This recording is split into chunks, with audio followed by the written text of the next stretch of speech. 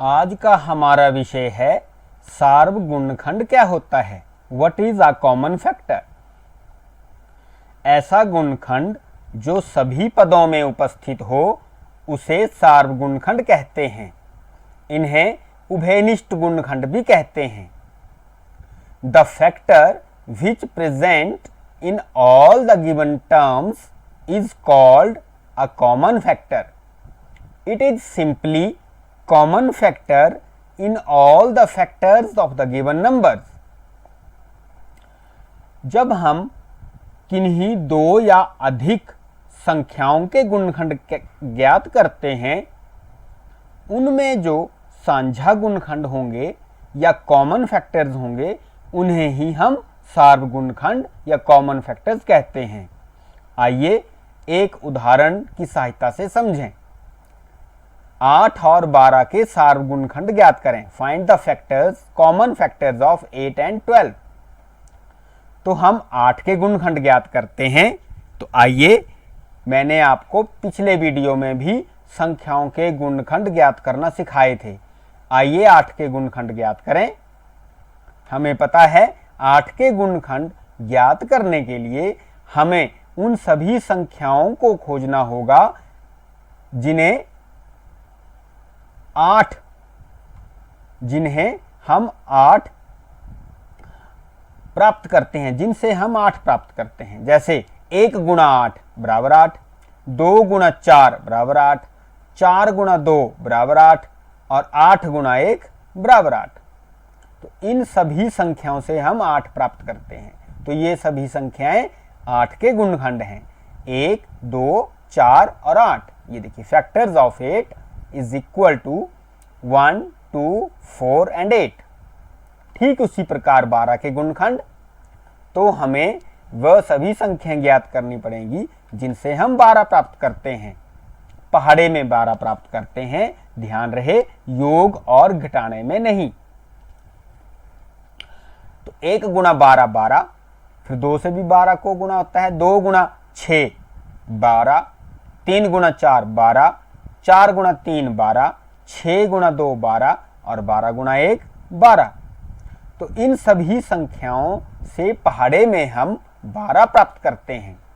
इसलिए ये संख्याएं 12 के गुणनखंड हुए। Factors of 12 is equal to 1, 2, 3, 4, 6 and 12।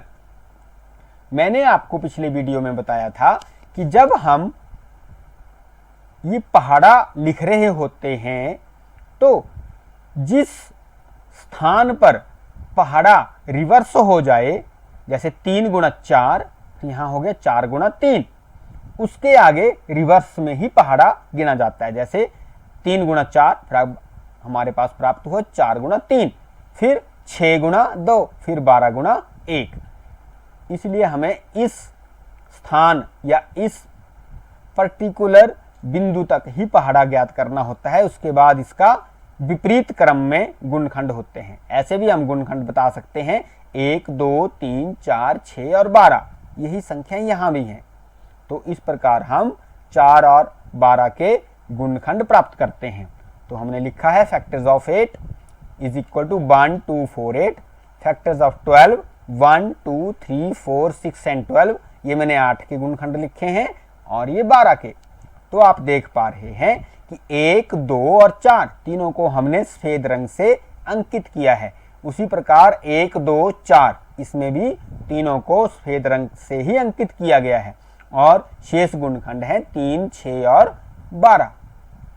तो हम देख पा रहे हैं कि 1, 2, 4 8 के गुणनखंड में भी उपस्थित है। उसी प्रकार 1, 2, 4 12 के गुणनखंड में भी उपस्थित है।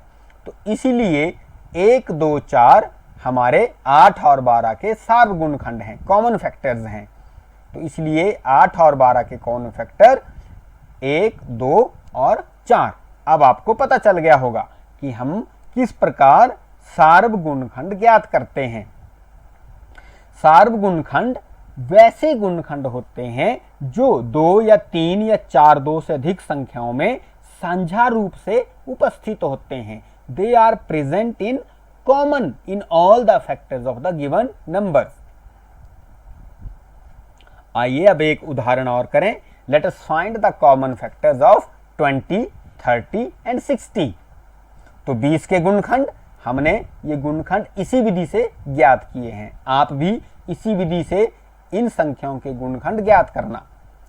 तो 20 के गुणनखंड 1, 2, 4, 5, 10 और 20। 30 के गुणनखंड 1, 2, 3, 5, 6, 10, 15 और 30। उसी प्रकार 60 के गुणनखंड 1, 2, 3, 4, 5, 6, 10, 12, 15, 20, 30 और 60। These are all the factors of 20, 30 and 60. Now we have to find the common factors of 20, 30 and 60. हम 20, 30 और 60 के सार्व गुणनखंड कैसे ज्ञात करेंगे? तो आप देख पा रहे होंगे कि मैंने कुछ संख्याएं पीली स्याही से लिखी हैं और कुछ संख्याएं सफेद से। जो पीली स्याही से लिखी गई संख्याएं हैं वो इन तीनों में एक जैसे दिख रही हैं। जैसे 1, 1, 2, 5 एंड 10, 1, 2, 5 एंड 10, 1, 2, 5 एंड 10। तो ये संख्याएं जो हैं, ये गुणनखंड जो हैं वो तीनों संख्याओं के गुणनखंडों में साझा गुणनखंड हैं। They are the common factors in the factors of all the given numbers, therefore these are the common factors, सार्व गुणनखंड। तो 20, 30 और 60 के कॉमन फैक्टर्स हुए 1, 2, 5 और 10। तो इस प्रकार हम सार्व गुणनखंड ज्ञात करते हैं।